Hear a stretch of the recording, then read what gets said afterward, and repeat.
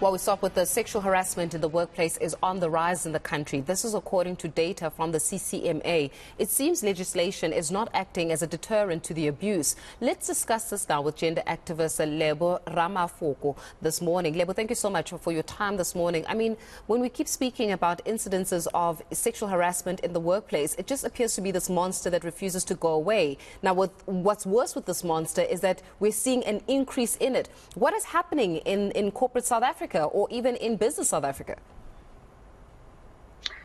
Hi, thank you for having me. I mean, the workplace is a microcosm of society. So we walk into workplaces with all of our beliefs about what is normative or what is acceptable about the way that we can treat women or people with different sexual identities that are different from the heteronormative way in which mainly many heterosexual men exist.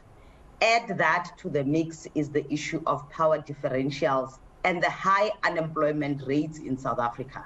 So on one level, you will find workplaces that may have policies and laws, but the culture and the norm is such that those that may be harassed do not feel like they can speak for fear of what will happen to them. When you live in a country when you know that so many people have lost their jobs, when you are harassed, you will think twice about whether or not you are going to speak out, particularly when you are in a workplace where, for an example, there may be no accountability, or you may be speaking out against somebody who may be, well-liked, well-trusted in the workplace. Yeah, and it's also very imperative to mention that sexual harassment is also not only just a man harassing a woman. It's also women that can harass men, particularly when it comes to their juniors. And I wonder, in that instance, do we even have a cognitive or conscious understanding of what actually constitutes as harassment? Because sometimes I feel like these things are perpetuated because people have like a moment where they second guess themselves of, hey, was I sexually harassed, or am I overthinking things? In many instances, the perpetrator will know that they are harassing. You are right in saying for many people who are on the receiving end of the harassment, they may second guess themselves. I'll give you an example. You are somebody's personal assistant.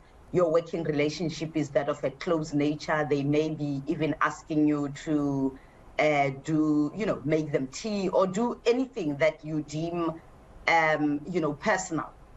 So when they start or they come to work and it's your birthday and they've brought you a gift, and maybe they've brought you a gift where to you it seems too personal. It seems like it is really pushing that boundary, or the way that they compliment you moves from no longer about the work that you do. They stop saying, oh, thank you for doing that task. You really went beyond the call of duty to say, oh, I've been looking at you. You come into the work looking very sexy today. It is very easy because of how blurry the line can be to misconstrue or not even misconstrue, or to second guess yourself. Yeah. And in fact, what the perpetrator will say, if you went and you told anybody else, it would be, oh, don't be stiff. Or I was just trying to be nice. Don't you want people to be nice at you? I've had many men, when they defend others, say, oh, now we will no longer know what to do with women because everything that is said may be misconstrued as sexual harassment. And so you are right in saying when somebody's receiving it, they may even ask themselves, what did I do to deserve this unwanted attention? But let me also hasten to say, it is no different from rape. Women who have been raped, or anybody else who had been raped, have those feelings of what it is that I have done to bring this on. And the main reason for second guessing yourself is that the norm, particularly in a patriarchal society, is the fact that it is okay to objectify, particularly women. It is okay to speak in particular ways, and that either we should laugh, we should take it as a joke, and if you don't find it a joke, you are stiff, you are frigid, there is something wrong with you.